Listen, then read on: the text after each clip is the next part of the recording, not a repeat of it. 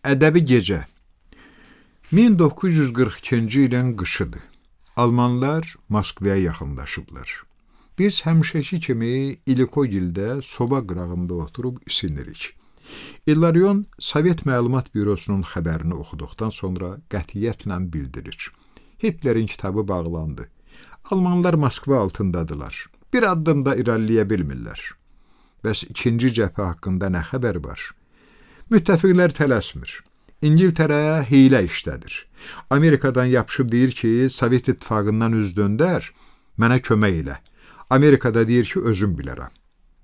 Almaniyada Türkiyə və Yaponiyanı dilə tutub ki, mən Stalingrada girən kimi siz də cəbhə xəttini keçin. Son zaman Türkiyənin siyasəti heç xoşuma gəlmir. Türkiyə görsə ki, Almaniyanın vəziyyəti pisdir, o saat üstünə hücum edər. Bəs Yaponiya, Almaniya onu tələsdirir ki, başda kimi gözləyirsən? O da cavab verir ki, sən Moskva altında hərəkətsiz dayanıb durmuşsan, mən başlasam sonrası nə olacaq? Dünən şeir yazmışam, mən qəfildən dedim. İllarion əlindəki tikəni yerə saldı. İliko çiçədi. Nə dedin? Özünə gəlmiş İliko soruşdu. Şeir yazmışam. Müharibə haqqında. İliko və İllarion baxışdılar. Oxu görək. Cibimdən bir vərəq çıxardım. Ayaq üstə durdum. Sol əlimi irəli uzadıb mümkün qədər ucadan başladım. Hiləgərdi mənfur düşmən. O qara nəfəs. Müharibə niyyəti ilə gəlibdir bizə. Qələbəni bu torpaqda heç görə bilməz, məhv edərik, heyran qalar iradəmizə. Yatmır bizim qəhrəmanlar, oyaqdır, oyaq. Toplarımız, tanklarımız gəlib didilə. Əgər vətən tələb etsə, silah tutaraq, döyüşlərə atılaram, mən özüm belə. Uzun sükutdan sonra İllarion dedi. Yaman təmtəraqlıdır. Bir də görüm çoxdan şeir yazırsan. Bir aydır. İndiyə kimi hardaydın ay bədbəxt. Niyə bunu vaxtında bizə deməmsən? Daha nə etmək olar? Elə əvvəldən bilirdim ki, sən günlərin bir günü yolunu azacaqsan. İliko əlini havada yellədi. Şeir yazanda çox çətinlik çəkirsən? O qədər yox. Bir gündə 8-9-unu. Kağız yoxdur, yoxsa çox yazaram. Nənəm bilir? İllarion soruşdu. Yox, elə isə heç bilməsin. Arvadın öz dərdi özünə bəsdir. Yenə şeirim var? Var. Məhəbbətdən. Oxu görək. Cibimdən ikinci vərəqi çıxarıb başladım. Gecədir. Ay üzür səmada. Qar, külək qarışıb dünyada. Sevirəm gəzməyi mən bu dəm.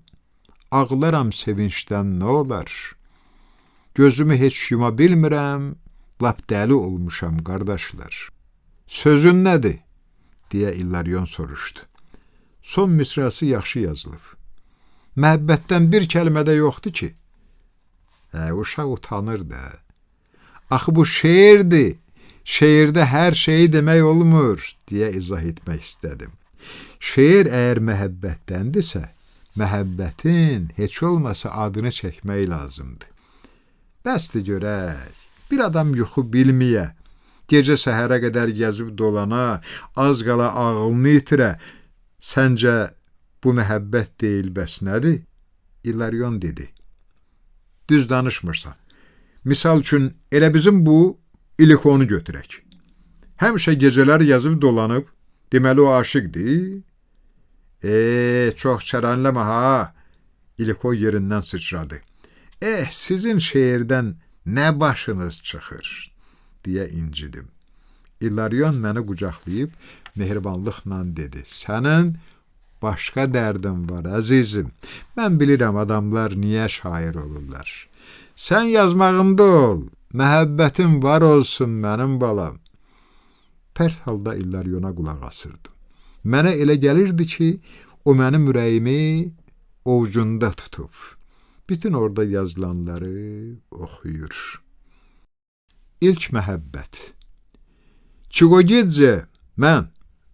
Kalandadze, mən, Sixarulidze xəstələnib. Şkonya, Stenteradze, Burguladze, Koridze, Ninidze və Galanti onu ötürməyə getdilər. Gərək bütün sinif gedəydi, müəllim dedi. Vaşalamedze, qışqırıb yumruğunu masaya vurdu. Buradayam. Burada olub olmamağının onsuz da xeyri yoxdur. Ölüm ya oğlum, budur məsələ, Romuli dedi. Romuli Kalandadze, zəhmət olmasa sinifdən çıx. Soyuqdur müəllim. Odun payını götür və rədd ol, deyə mən müəllimin tərəfini saxladım. Romuli mənə kinli nəzərlərlə baxıb çölə çıxdı. Vaşalamedze, bugünə nə tapşırılıb? Sodanın tətbiqi. Buyur cavab ver. Soda bir neçə üsulda tətbiq olunur, deyə sözə başladım. Məsələn, İliko sodanı dilinin ucuna səpib susuz udur. İllarion bir çay qaşığı sodanı bir stəkanı ilıq suda əridir. Nənəm isə Vaşalamedze rədd ol. Onun qonşusu olan var? Mən, deyə Meri Suxarlidze ayağa qalxdı. Dərsdən sonra bu məktubu onun nənəsinə çatdırarsan. Səni isə Vaşalamedze rədd ol sinifdən. Mən tələsik çıxdım. Romuli sevinə-sevinə dedi. Çıxartdılar. Sənin qurbanın oldum. Mənim nə günahım? Dərsdə müqavva kimi oturmusan. Bilmirəm, bəlkə vurulmusan? Kimə ayaqmaq? Meriyə. Bir də desən, şülləni çəkərəm ha. Şüllə niyə? Hamı bu barədə danışır. Dəli olmusan, Əgər istəsən ona deyərəm. Sevsəydim özüm də deyərdim. Ay dedin ha, məhəbbəti izah eləmək sənin üçün dərsə cavab vermək deyil, Burada məktubsuz keçinmək olmaz. Sən özün heç belə məktublar yazmısan? Paho, saysız hesabsız. Diqqətlə Romuliyə baxdım. Bəlkə mənə kələk gəlir. Ancaq gözlərindən səmimilik yağırdı. Ona inandım. Romuli, kömək elə. Onu sevirəm. Başa düşürsən? Hər şey qaydasındadır. Məktub mənim boynuma. Boş otağa girdik. Mən part arxasında oturdum. Romuli əlləri dalında o yan bu yana addımlamağa başladı. Başlayaq. Mənim əzizim, gözəlim, sevgilim, məhəbbət çox böyük hissdir. Məhəbbətdən adam lal, kar, dəli olur. Ola bilməz, deyə mən etiraz etdim. Belə lazımdır. Davam et. Məktubu axıra qədər diktə edib yazdırandan sonra necədir? Belə məktub dağı da yarar. Romuli əlavə etdi. Poçta cumub zərf aldım. Məktubu zərfə qoyub cibimdə gizlətdim. Axırıncı dərsdə məktubu gizlicə Merinin çantasına qoydum və meyit kimi donub qaldım. Xadimə gələnə kimi part arxasında bihuş olub oturmuşdum. Axşam İlikogildə nərd oynayırdıq. Oyun elə qızışmışdı ki, məktub barədə tamam unutmuşdum. Hə, təzə nə şeir yazmısan? İliko soruşdu. Həmin an həyətdən səs gəldi. İliko, kimdir? Mənəm, Olga. Mənim yaramazım sizdədir? Gəl, Olga, buradadır. Belə bükülmüş nənəm otağa girdi. Ağacını küncə qoyub, oda yaxın oturdu və biraz susub üzünü mənə tutdu. Zuriko, oğlum, kimya müəlliminizin neçə yaşı var? 30-35. Nə olub ki? Mən soruşdum. Onun başına hava gəlir. Belə şagirdi olanın başına hava gələr də, İliko dedi. Nə danışırsan, nənə? İllarion, sən Allah bir bax gör o ağıllı mənə nə yazır? Nənəm məktubu İllariona uzatdı. Mən donub qalmışdım. İllarion eynəyini taxıb məktubu açdı və soruşdu. Olga, məktubu sənə kim gətirib? Vladikonun qızı Meri. İllarion tələsmədən oxumağa başladı. Mənim əzizim, gözəlim, sevgilim. Bu sənə yazılıb? İliko nənəmdən soruşdu. Canın üçün hə. İlk dəfə səni gördüyüm gün mən əsl gözəlliyin nə olduğunu anladım. İlarion davam etdi. O canı yanmış, axı məni harda görə bilər? Nənəm İlikoya tərəf döndü. İlikonun ağzı açıla qalmışdı. Mən həyatımın mənasını anladım. Səni estetik ləzzətin və ruhi gözəlliyin apofeozu kimi dərk etdim. Nənəm dedi, bu yerini başa düşmədim. Axı o nə zaman sənə belə vurulub? İliko xəbər aldı. Bəs bu yaramaza görə nənəni məktəbə az çağırıblar? Sənin gözlərin, onu görüm tək göz qalsın. İliko qarğış elədi. Kirpiklərin, İlarion davam edirdi. İliko gülməkdən qıc olub döşəməyə sərələndi. İlarionu hıçqırıq əldən salmışdı, lakin oxumaqda davam edirdi. Baxışın, inci dişlərin, burada biraz səhv eləyib. O boşboğaz hansı dişlərdən danışır? Nənəm əllərini bir-birinə vurdu. Mərcan dodaqların, əqiq saçların, barmaqların, əllərin, bütün sən özün məni rahatlıqdan məhrum eləmişsən. İlarion göz yaşları içində oxuyurdu. Bəsdir sən Allah, bəsdir, daha dözə bilmirəm. İliko gülməkdən oğunub getdi. İlarion məktubu bitirib İlikonu sakitləşdirməyə başladı. Mənim matım-mutum qurumuşdu. Nənəni haçan ərə verirsən, hə? Bizi toya dəvət eləyəcəksən? Qəhqəhə içində güclə dillənən İliko soruşub yenə arxası üstə düşdü. Məktubdan gözüm su içmir. İlarion dilləndi. Olga, gör bir yazığı nə günə salmısan? İliko əmi, həyətdən səs gəldi. Kimdir? İliko hay verdi. Qıpqırmızı qızarmış Mary otağa girdi. Mən Olga nənəni axtarırdım, dedi. Buradayam qızım, amma mənə yaman məktub gətirmisən. Biz qocalar gülməkdən az qala ölmüşdük. Nənəm məktubu ona uzatdı. Müəllim verən məktub budur, nənə. O isə başqasıdır. Heç özüm də bilmirəm hardan çıxıb. Ay aman, yenə məktub. İlarion, zəhmət çək oxu da. Nəvənizin nalayiq əxlaqına görə xahiş edirəm məktəbə gələsiniz. Yenə məni biabır etdin, utanmaz. Mən güllə kimi otaqdan çıxdım. Evə ayağın dəyməsin, əclaf. Hansı cəhənnəmə gedirsən, get. Nənəm ardımca çığırdı. Mary başını aşağı salıb fikirli-fikirli gedirdi. Yaylığı sürüşüb çiyninə düşdü. Qarışıq saçları alnını örtdü. Mary, mən çağırdım. O dayandı. Ona yaxınlaşıb ehmalca saçını düzəltdi. O yerindən tərpənmədi. Oxudun? Mary cavab vermədi. Yalnız ağıllı, fikirli gözləri ilə mənə baxıb yoluna davam elədi. Mary, bütün günahlar Romulidədir. O yazdırdı. Mən elə yazmaq istəmirdim. Pis zarafat eləyirsən, Zuliko. Mən zarafat eləmirəm, Mary. Mary, sən də elə bilirsən ki, mən doğrudan pisəm? Yox, elə bilmirəm.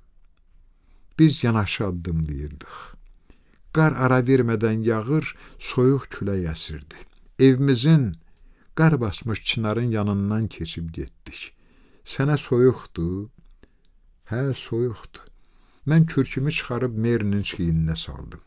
Əlimi çəkmədim. Biz beləcə təmiz qarın üstü ilə gedirdik. Marygilin evini keçdik. İsindin? Hə. Lopa-lopa qar yağır, külək vıyıldayırdı. Ay da vardı, günəş də, məhəbbət də. Mən bu küləyə, aya, günəşə, mənim məhəbbətimə, bu lopa-lopa yağan ağappaq qara da sevinirdim. 11 fut qarğıdalı. İlikonun sevimli donuzu Serapiona ildə 2 dəfə, yazda və payızda yup-yumru 12 çoşka balalayardı. İliko müharibə vaxtı çoşkaları qarğıdalıya dəyişməyə başladı. İliko bu donuzu o qədər əzizləyirdi ki, kim Serapionanı tərifləsə, hətta ona bir çoşka hədiyyə etməyə hazır idi. Donuza bax, ömrümdə beləsini görməmişəm. Mənim var dövlətim, deyə İliko Serapiyanonun qarnını qıdıqladıqca donuz gözlərini qıyıb xoruldayırdı. Serapiyona bugün sabah sağ-salamat azad olar, İliko da kisə-kisə qarğıdalını ambarına doldurar. İliko, belə cins donuzu hardan tapmısan axı? Xəbər aldım. Əzizim, bu uzun məsələdir. Serapionanın ulu nənəsi mənim Kalenti nənəmin cehizi olub. Xəstə, gərəksiz donuz imiş. Hətta Xariton baba onu həyətdən qovmaq istəyirmiş, nənəm qoymayıb. Nahaq yerə, gərək kəsəydi, İllarion dedi. Xəstə donuz kimə lazımdır? O zamanlar başqa idi, indiki kimi deyildi. İndi müharibədir, cəmaatın ehtiyacı var. Elədir, cəmaat çətinlik çəkir. Deyirlər ki, Leningradda mühasirə zamanı adamlar pişikləri də yeyirdilər. Leningrad nədir? Mən hətta öz evimdə gülümsəməyə qorxuram, İllarion dilləndi. Elə niyə?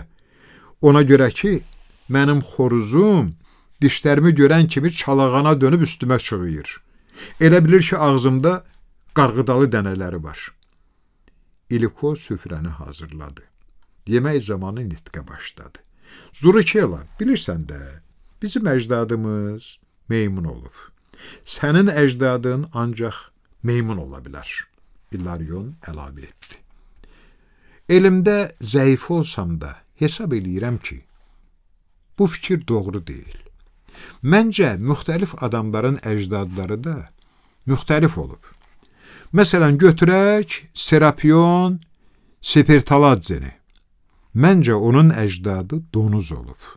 Mənim Serapionoma da bax, Serapion Spirtaladzeyə də.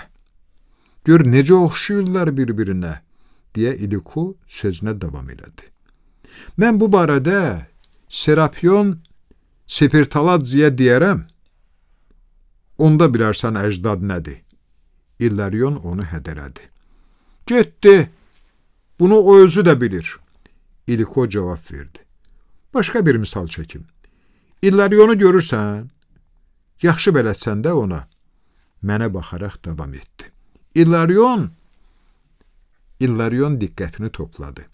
İndi sübut elə ki, onun əcdadı eşşək olmayıb. İllarion çeçiyib öskürdü. Ayağa durdu, papağını götürüb dinməcə getdi. Darvazaya çatanda dönüb qışqırdı. Dayan, tək göz şeytan, sənə elə toy tutum ki. İliko məmnun halda gülümsədi. İliko Serapiona balalamazdan öncə müştərilərə bir put qarğıdalının əvəzinə döşdən ayrılmış bir çoşka verəcəyi barədə qəbz verib danışıqlara başlamışdı. Ancaq bir mübahisəli məsələ vardı. Hər alıcı nəyin bahasına olur olsun, dişi çoşka əldə etmək istəyirdi. Ay cəmaat, İliko qəzəbləndi. Harda görünüb ki, bir donuz 12 dişi çoşka doğa? Niyə də yox? Ona cavab verdilər. Məsələn, Kuçulya Sinsadzenin 12 qızı var. Onda Kuçulya və Serapiona ilə sövdələşin, qəbzi də Kuçulyadan alın. Daha heç nə edə bilmərəm. İliko Çiqogidze, biraz cavan olsaydın, acı dilini kökündən üzərdim. Kuçulya özündən çıxdı. Alıcıların arasında hətta Serapionanın özünü ələ keçirmək istəyənlər vardı. Axı daha nə istəyirsən?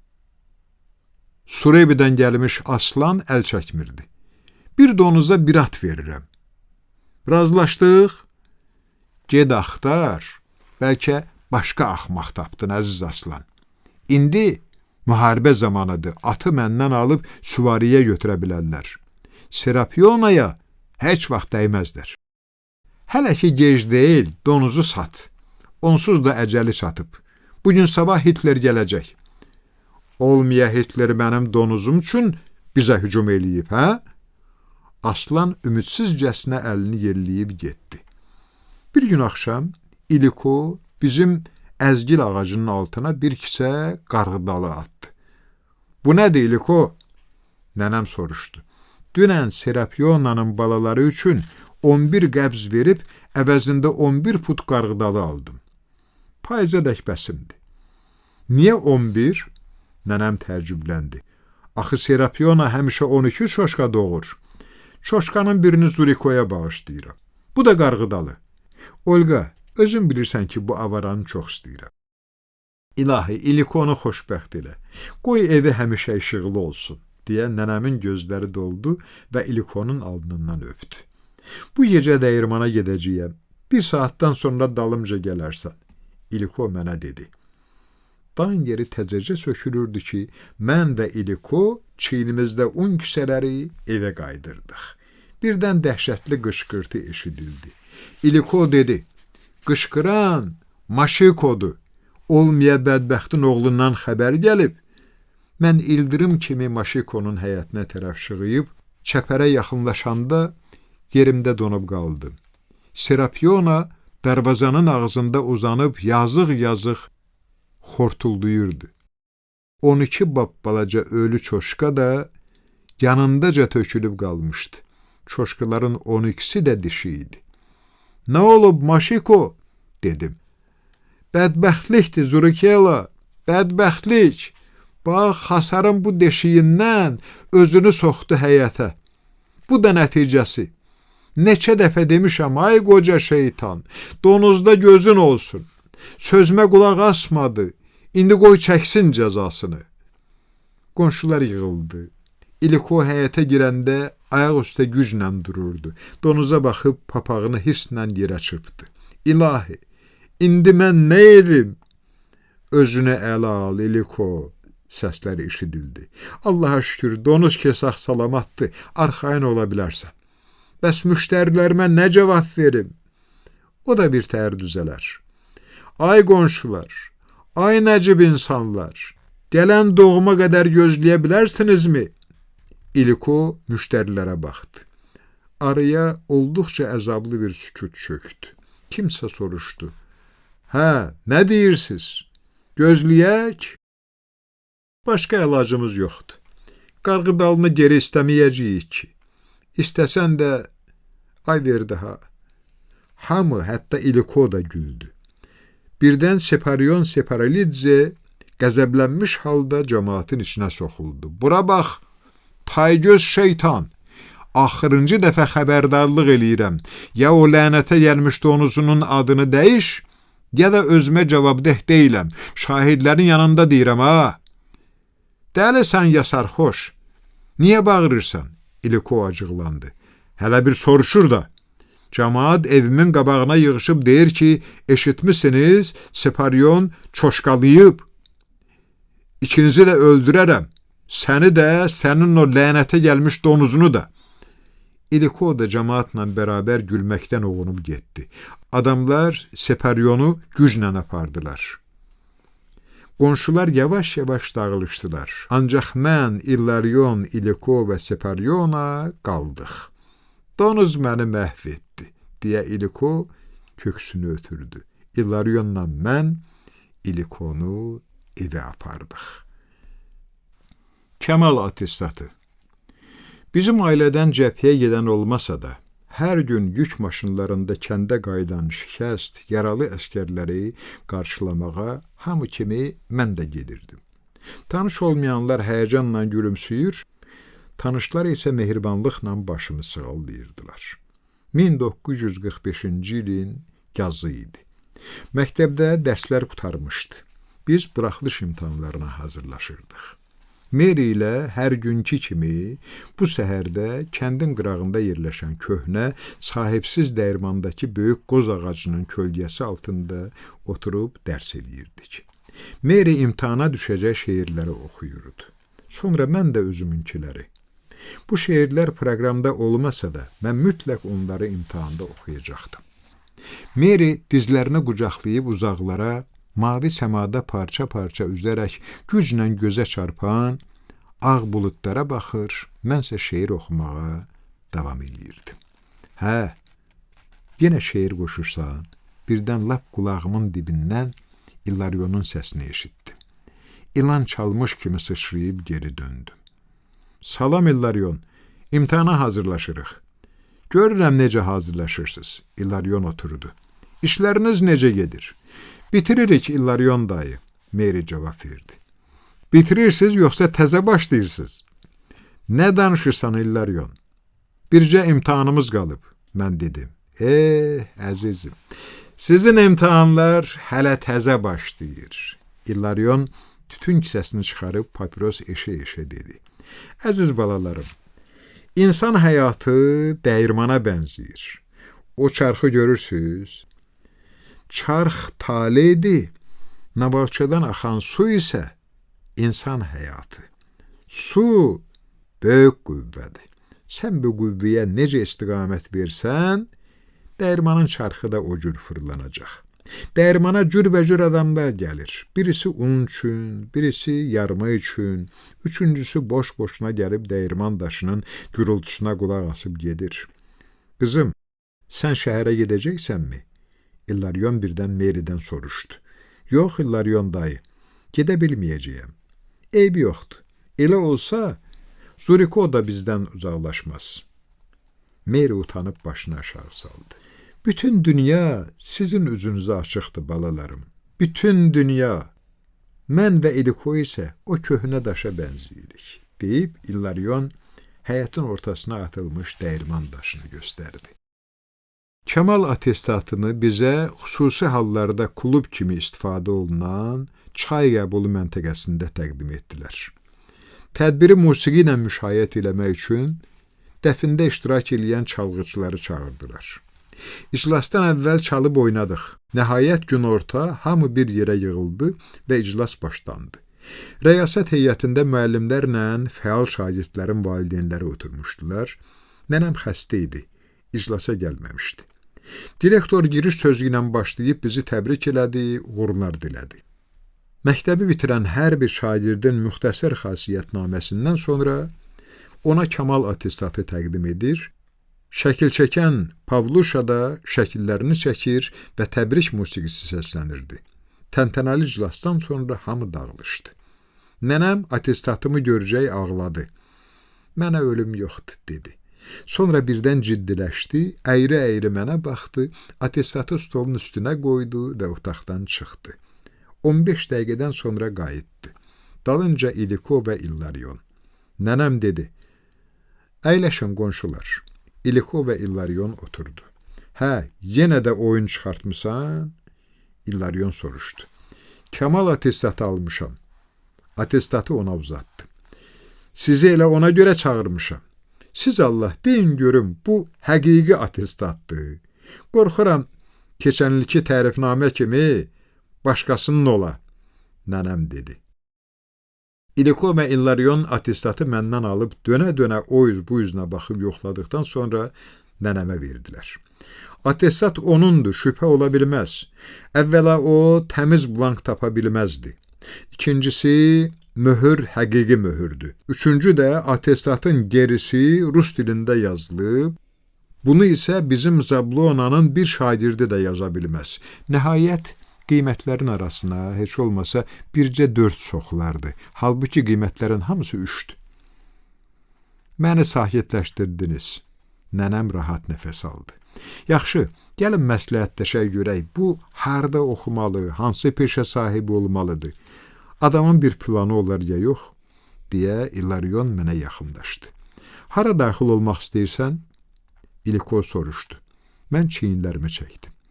Mənim nəvəm həkim olmalıdır, nənəm dilləndi. Qocalmışam, mənə qulluq edən lazımdır. Bəlkə tarixçi olsun, tarixçilərdən raykom katibləri çıxır. İllarion təklif etdi.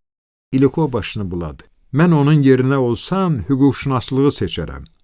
Bəlkə ədəbiyyatçı olsun, şeirdə quraşdırır. Allaha şükür dili də var, ədəbiyyata bundan artıq nə lazımdır? Sən niyə susmusan, ay axmaq? De görək, hara daxil olmaq istəyirsən, deyə İliko üstümə düşdü. Mən artistliyə gedəcəyəm. Mən qəfildən dedim. Araya dərin sükut çöktü. Nənəm acı-acı dedi, gözlərim çıxsın mənim. Çox arvadlı olmaq istəyirsən? Yazıq dəli olub, deyə İliko yerində qurcalandı. dan yeri ağarana qədər davam edən mübahisənin nəticəsi bu oldu ki, mən iqtisadçı olmalıyam. Nənəm qədim sandığını açıb, təntənəli surətdə babamın dəri meşinli, yaşıl məxmər şalvarını, nallı uzunboğaz çəkmələrini, cibli yun köynəyini, gümüş kəmərini və böyük qaragül papağını çıxarıb, göz yaşlarını silə-silə dedi: "Geyin oğlum, elə bilmə ki, səni yad yerlərə lüt göndərəcəyəm. Sən orada hamıdan yaxşı olmalısan, əzizim." Nənəmi bərk-bərk qucaqlayıb gözlərindən öpdüm, sonra o biri otağa qaçıb paltarımı dəyişdim. Bazar günü səhər tezdən yağışdı, soyuq havada mən, nənəm, İliko və İllaryon şose kənarında durub yol maşınlarından birini saxlatmaq istəyirdik. Sürücünün yanında oturarsan, nənəm təkid edirdi. Sarımsaq yeməyi unutma, yoxsa xəstələnərsən, İllaryon dedi. Vagona girən kimi üstünə adikalon tök. Taxtabitinin qənimidir. İliko da xəbərdarlıq elədi. Nəhayət bir yük maşını dayandı. Növbə ilə məni öpüb yola saldılar. Birdən yolda əlində bağlama var gücü ilə qaçan qız göründü. Maşın sürətini artırdıqca qız daha da iti qaçmağa çalışırdı. Nəhayət yorulub addımlarını yavaşıtdı və məni ötürənlərə yanaşdı. Qız uzaqlaşan maşına xeyli baxdı. Yəqin ki, ağlayırdı. Mən də ağlayırdım və sevinirdim ki, o da ağlayır. Maşın isə sürətlə irəliləyir, mənim üçün əziz olan o 4 adamla uzaqlaşırdı. Yağış yağır, külək əsirdi, məhəbbət, sevinç və göz yaşları da vardı. Mənim yuxusuzluğum, sevinç dolu göz yaşlarım, bütün xoşbəxtliyim də təəccüblü deyildi. Qatar. Sürücü məni Maxaradze vağzal-qabağı meydançasında düşürüb haqqını tələb etdi. Mən gümüş kəmərimi boşaltdım, enli köynəyimin ətəyini qaldırdım və şalvarımın düymələrini açmağa başladım. Şalvarını niyə çıxarırsan? Axı cibim içərdən tikilib, deyə cavab verib işimə davam etdim. Nəhayət cibimi tapdım. Pullarımı yenicə çıxarıb hesablayırdım ki, kabinədən qəhqəhə çəkən sürücünün qızarmış sifəti göründü. O, papağımı gözünün üstünə basıb gülə-gülə dedi: "Yaxşı, geyin, daha sənin pulların mənə gərək deyil." Maşın yerindən götürüldü. "Yaxşı yol," deyə mən dalınca qışqırdım. Qatar 1 saat sonra gəldi. İnsan axını məni qamarlayıb vaqonun pilləkanına sıxdı. Adam əlindən tərpənmək olmurdu. Hər kəs özünü içəri dürtməyə cəhd edirdi. Fit eşidildi. Sonra 2 dəfə zəng çalındı. Kiminsə təpiyi məni vaqona saldı. Qatar bunu gözləyirmiş kimi dartındı və perronda qalanların fəryadlarını, söyüşlərini batırmağa çalışaraq uğuldadı. Yavaş-yavaş ara sakitləşdi. 3-cü yataq yerinə qalxdım, boxçanı başımın altına qoyub papağımla üzümü örtdüm. Təkərlərin yeknəsək taqqıltısı eşidildi. Gözlərim yumulur. Sanki harasa uzaqlara uçuram. Birdən "Zuriko!" deyən nənəm çağırır. "Gəldim!" Mən yerimdən sıçrayıb cavab verirəm. "Zuriko!" Nənəm əlini gözlərinin üstünə qoyub bir daha məni bərkdən səsləyir.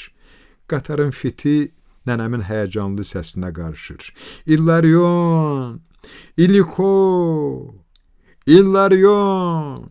İliko!" Təkərləri taqqıldayır. "Körpü!" Yuxuda kiminsə səsini eşidirəm. Başqa birisi deyir: "Adə, biriniz pəncərəni açın, boğuldum." 3-cü deyir: "Bu kimin çamadanıdır? Tez yığışdırın, yoxsa bu saat götürüb atacam pəncərədən aşağı." Səsküy birazdan yatdı. Yenə də yuxuladım. Yuxuda gördüm ki, İliko həyətə girib, çiynindəki bir kisə qarğıdalını əzgil ağacının altına qoyub, özü də yanındaca kölgəlikdə oturur. Mən "İliko!" deyə çağırıram. Lakin İliko mənə fikir vermir. Harasa uzaqlara baxır. "İliko dayı, əzizim!" İliko ayağa durub dumanda yox olur. "İliko!" İlan sacmış kimi diksinib boyandım. Nənəm, İliko və İllaryon üçün birdən darıxdım. Ev nədir? Mən artıq İqtisadiyyat Fakültəsinin tələbəsi idim. Birinci kursda oxuyanda təqaüdümü müntəzəm surətdə ev sahibəm alırdı. Özü də hər ay təqaüd vaxtı məni danlayırdı. Ay tənbəl, əlaçı ola bilərsən axı. Növbəti ildə kəsirim var deyə sahibəmin təqaüdü kəsilmişdi. Odur ki, siyasi iqtisaddan imtahana birgə hazırlaşırdıq. Hə, imtahan nə vaxtdır? O bir səhər soruşdu. Marta xala, sən Allah əl çək məndən, deyə hirsləndim. Mənimlə haqq hesab çəkəcəksən ya yox? Sahibəm çığırdı. Evlər İdarəsi müdürünü unutmusan? Bugün yenə gəlib mənə xəbərdarlıq eləyib ki, qeyd olunmamış kirayənişin saxlayırsan. Özün də təşəkkür etməyi unudursan. Təşəkkür edəydin də, hırıldama axmaq. Otur işinlə məşğul ol. 2 gündən sonra təqaüdün bərpa edilməsə, evdən qovacam. Bəlkə 2 günə aspiranturanı qutarım, hə? Bunun evinə bir bax. Elə bir şan tələsidir. Sonra sahibəm getdi. Mənsə pərişan halda konspektlərimə baxmağa başladım. Varaziz Xeyvi küçəsində yaşayan bu deyingən və xeyrxah Marta xalanın yeganə kirayənişini idi. Otaqda məndən başqa taxt, stul, sofya və divardan asılmış qadın şəkilli tikmə vardı. Sofyanın gözləri mavi idi. Səhər mən gedəndən sonra o səylə mənim yeganə boşqabımı silib təmizləyir, sonra bütün günü pəncərədə oturur və qoca tut ağacında atılıb düşən sərçələrə tamaşa eləyirdi. Demə bu ağac Marta xalı ilə yaşıdmış. Lakin hələ onun bəhrəsini görən olmamışdı. Sofya yaman bici idi. Axşamlar səbirlə mənim yatağa girməyimi gözləyirdi. Mən yorğan döşəyi qızdırandan sonra ehmalca yorğanımın altına girirdi. Marta xala deyirdi ki, mən Allahsızam deyə başıma bu bədbəxtliklər gəlir. Amma Allaha dua etsəm, işlərim yoluna düşər. Odur ki, imtahana getməzdən əvvəl Marta xalanın məsləhətinə əməl etdim. Taxtın qabağında diz çöküb, əllərimi göyə açıb, Allaha yalvardım ki, bu imtahanda mənə kömək eləsin. İlikonun, İllaryonun və nənəmin qarşısında məni xəcalətli qoymasın. Hey, sən kimsən? Birdən kimsə çığırdı. Qorxudan qan beynimə vurdu. Ağzım qurudu. Səndən soruşmurlar? Sual təkrar olundu. Mən Zurukelayam. Vaşalamidze? Bəli, Vaşalamidze. Utanmırsan, qeyd olunmamış yaşayırsan? Tez ol dalımca gəl, milisə gedək. Mən özümə gəlib geri döndüm. Qarşımda Evlər İdarəsinin müdürü Domenti durmuşdu. Domenti dayı, mən ağız burnumu əydim. Tez ol giyin və mənimlə marş, deyə Domenti bağırdı və əlini cibinə saldı. Əlini cibindən çıxar, sonra mənimlə danış. Səsimi ucaltdım. Sən ha, necə cürət eləyirsən? Ağzından süd iyi gələn uşaq. Domenti təəccüblə dedi. Sənə adam kimi deyirəm, məni rahat burax. Bugün imtahanım var, sabah mən özüm milisə gedərəm. Dedim, bugün gedəcəksən.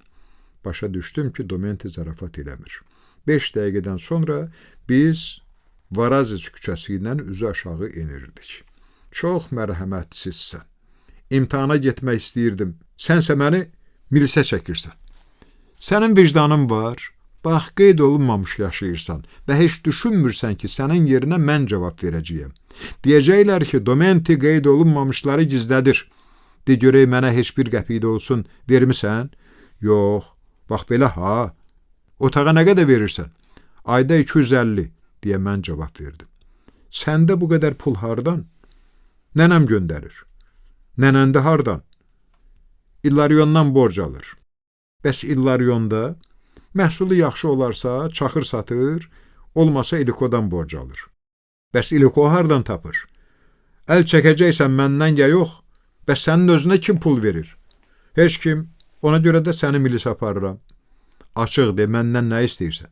Heç nə, səni şöbəyə təhvil verib deyəcəyəm ki, bu vətəndaş qeydə alınmayıb. Qazamatda olmusan? Yox. Heç olmasa özünə yazığın gəlsin. Əlüstü səni qeyd etdirəcəyəm, buna heç şübhən olmaz, deyə Domenti qəlyanaltıxananın yanında durdu. Başa düşdün? Yox, qanmaz. Bir halda ki, başa düşmürsən, səninlə nə danışım? gözlərini nə zilləmisən üzümə? Gedək Rigolettaya, qəlyanaltı eləyək. Sözün doğrusu yaman acımışdı. Domentiyə baxıb gülümsədim və onun dalınca zirzəmiyə düşdüm. Biz lap küncdə balaca bir stolun arxasında oturduq. Domenti qayğı ilə soruşdu, nə yeyəcəksən? Hər şey, mən tez cavab verdim. İçki necə? Sənin hesabına nöyüt də içərəm. Zarafat elədim. Domenti gülümsüyüb əlini stola çırpdı. Rigoletta! Çolaq bufetçi piştaxtanın arxasından çıxdı və bir ayağını çəkə-çəkə bizim stola yaxınlaşdı. Ay can! Salam Rigoletta! Tanış ol, yaxşı oğlandı. Bugün ixtiyar sahibi odur. Mən durub hörmətlə baş əydim. Onun əlini Tbilisinlər kimi möhkəm sıxıb özümü təqdim elədim. Sağ ol, görünür möhkəm oğlandı, deyə Rigoletta mənə baxıb gülümsədi. Çox çəkmədi ki, stol açıldı, Domenti sağlıq dedi. Mən Domenti Xaçapuridze balaca adamam, evlər müdiriyəm və ürəyim yumşaqdır. Kimi istəsəm küçəyə ata bilərəm. Sən küçədə yaşamısan? Mən küçə uşağına bənziyirəm, deyə incidim. İstəsəm səni küçəyə ataram, çünki qeyd olunmamısan. Sən də məni qeydə al və salam. Ev nədir, bilirsən? O dedi. Ev birinci növbədə ailə deməkdir. Ailə və ev bir-birindən ayrılmazdı. Evin yoxdursa evlənə bilməzsən. Bilirsən ev necə yaranıb? Bilirəm. Necə? Kərpicdən, taxtadan, daşdan, kiremitdən, kəs səsini yazıq adam. Kərpic icad olunmamışdan əvvəl insan ağacda yaşayırdı. Mağarada, deyə mən onun səhvini düzəltdim. Kimisi mağarada, kimisi ağacda yaşayırdı. Sonra insanın ağacda yaşamaqdan zəhləsi getdi və o yerə düşdü. Sonra bilirsənmi nə oldu? Çaxmaq daşını götürdü, od çıxartdı, tonqal qaladı və isindi. Amma təbiət amansızdı. Birdən şərqdən soyuq külək əsdi. İnsan şərq tərəfdən divar qaldırdı ki, özünü küləkdən qoruya bilsin. Sonra qərbdən külək əsdi. Sonra insan qərbdən ikinci divar qaldırdı. Sonra da şimaldan cənuba güclü külək vıyıldadı. O şimaldan və cənubdan da iki divar qaldırdı, amma payızda şiddətli soyuq yağış yağdı. İnsan gördü ki, işlər əngəldir, od sönür. Divarları küləşlə örtmək fikrinə düşdü. Sonra yenə bir bədbəxtlik. Tonqal yanır, tüstü insanın gözlərini çıxardır. İnsan o yan bu yana burnuxur, nə etməli? Ağılına gəldi ki, tavanda deşik açsın. Tüstü çıxdı, o da azad nəfəs aldı. İnsan tonqalın yanında oturub isinirdi. Havanı bilmək istədi. Necə biləydi? Çox asan, əlini çıxarıydı. Hardan? Necə yəni hardan? Pəncərədən. Ay səfi, axı ilk evin pəncərəsi yox idi. Onda divara pəncərə açmaq qərarına gəldi. Sonra çıxmaq istədi. Özün başa düşürsən nə üçündə? O qapı düzəltdi və nəhayət nə əmələ gəldi? Deşik, deyə mən cavab verdim. Ay axmaq, ev əmələ gəldi. Başa düşürsən? Ev. Ola bilər. Mənim babam isə evini başqa cür tikmişdi. Mənimki heç tikməmişdi. Başqasının evini əlindən almışdı. Məsələ bunda deyildi. Sonra insan meşədən it gətirdi. Ona evi qorumağı tapşırdı. Özü isə getdi, arvad gətirdi. Ona təsərrüfatı tapşırıb yenə getdi və quş gətirdi. Tərifliyə yedilər. Sonra onların uşaqları, nə və nəticələri oldu. Kənd, rayon, şəhər və nəhayət paytaxt. Gürcüstanın paytaxtı. Tbilisi. Görürsənmi? Bizim Tbilisi necə çətinliklə yaranıb. Burada sənin əməyin var? Yox. Bəs sənin nə haqqın var ki, qeyd olunmamış Tbilisidə yaşayırsan? Eybi yoxdur. Qüssələnmə. Sən mənim xoşuma gəlirsən. Adın nədir? Zuriko. Zuriko. Marta ilə ayrılıqda danışaram. Səndən isə cəmi cümlətanı 200 manat alaram. Artıq yox. Amma bax ha, ağzından qaçırtma. Adın nədir? Zuriko. Hə, deməli, sus. Başa düşdün, Zuriko? Domenti biz mənə göz vurdu. Gözü elə yumulu qaldı. Mən Rigolettanı çağırdım. Ay can, deyə bufetçi mənə yaxınlaşdı. Siyasi iqtisad bilirsən nədir? Ondan soruşdum. Siyasəti də bilirəm, iqtisadiyyatı da. Onda mənə de görüm, mal nədir? Hansı mal? Qayməsiz mal? Yox, qayməli. Vitrində hər nə varsa maldır. Hələ ambarda da var. Doğrudur. Bəs bu ölünü görürsən? Deyə mən Domentini göstərdim. Bu Serapionadır. Serapiona yox, Domenti. Sənə deyirəm, Serapionadır. Sən bilirsənmi siyasi iqtisad nədir? Dedim ki, bilirəm da. Haqq hesabı çəkim? Çək. Rigoletta getdi, böyük mühasib sayğacı ilə qayıtdı və cəld hesablayıb dedi. Elədi 300 manat. 300 manat çoxdur. 50 manat da bəs eləyər. Nə?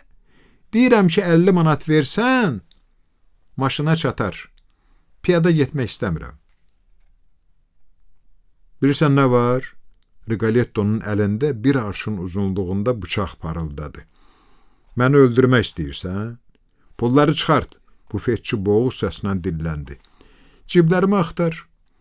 Əgər bircə manat tapsan sənindir. Rigoletta dinməzcə yaxamdan yapışdı. Mən bağırdım. Domenti dayı, yollaş Domenti. Domenti gözlərini açdı. Mənə sərxoş gözlərlə baxdı. Əlini yerləyib başını bir boşqabdan o biri boşqaba qoydu. Burax, Domentini göstərib. Bunu girov qoyuram. Azdı sənə, deyə yalvardım. Azdı. Pulları ver, sonra zarafat elə. Yaxşı, razılaşdım. Burax yaxamı. Rigoletta yaxamı buraxdı. Tələsik Domentinin partbiletini götürdüm, açıb stolun üstünə silkələdim, boş idi. Domentinin pencəyinin ciblərini eşib 4.30-luq çıxartdım. 120 manat, 18 dənə də 10-luq ver. İndi də Domentinin şalvarının ciblərini axtardım. Sağ cibində 150 manat vardı. Rigoletta, 30 da verəcəksən, dedi. Sən nə daş ürəkli adamsan. Məyər sənin uşaqların yoxdur? Üzə durmaq istədim. Yoxdur. Bufetçi sözümü kəsdi. Onda 30 manatı uşaqsızlığına görə tuturam, deyə mən qapıya tərəf yönəldim. Bu leşi gözümün qabağından rədd elə, deyə Rigoletta çığırdı. Yoxsa cavabdeh deyiləm. Domentini dalıma alıb bir təhər Rigolettonun qalyanaltısından çıxdım. O gecə mən, Domenti və Sofia bir yerdə şirin yuxuya getdik.